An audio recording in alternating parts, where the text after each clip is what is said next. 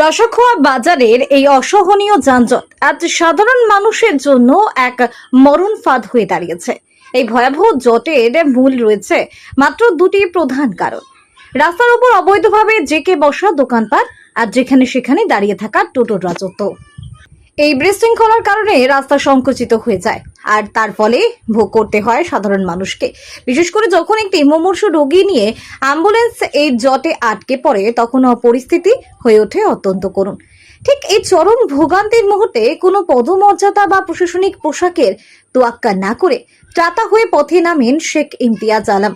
তিনি নিছক একজন সাধারণ মানুষ, কিন্তু তার ভিতরের দায়িত্ববোধ অনেক বড়। রাস্তার ধারে দোকানদারদের সরানো থেকে শুরু করে টোটোর বিশৃঙ্খলা সামলানো, সবটাই তিনি নিজের কাঁধে তুলে নেন শুধুমাত্র মানুষের উপকারের স্বার্থে। আশ্চর্যের বিষয় হলো, এত বড় একটি মহৎ কাজ করার পরেও তিনি নিজেকে প্রচারের আলো থেকে দূরে রাখতে চান। তিনি ক্যামেরার সামনে দাঁড়িয়ে বড় বড় কথা বলতে চান না, কিংবা সস্তা জনপ্রিয়তা খোঁজেন না। যেখানে মানুষ সামান্য কাজ করে ক্যামেরার সামনে আসতে ব্যাকুল থাকে, সেখানে শেখ ইমতিয়াজ আলম এক উজ্জ্বল ব্যতিক্রম।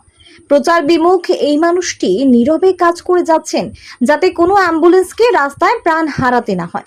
তার এই নীরব কর্মসাধনা আর গভীর মানবিকতা আজ রসখোয়ার প্রতিটি মানুষের জন্য এক বিশাল দৃষ্টান্ত। ধন্য সেই মানুষ যিনি ক্যামেরার সামনে না এসেও আজ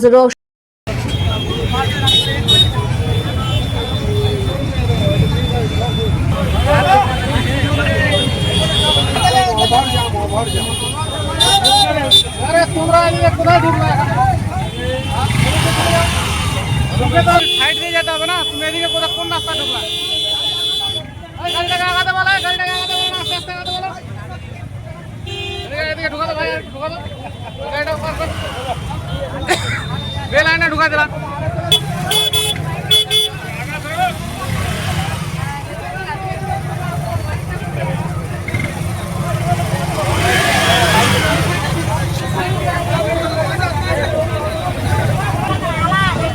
रास्ता जावा नहीं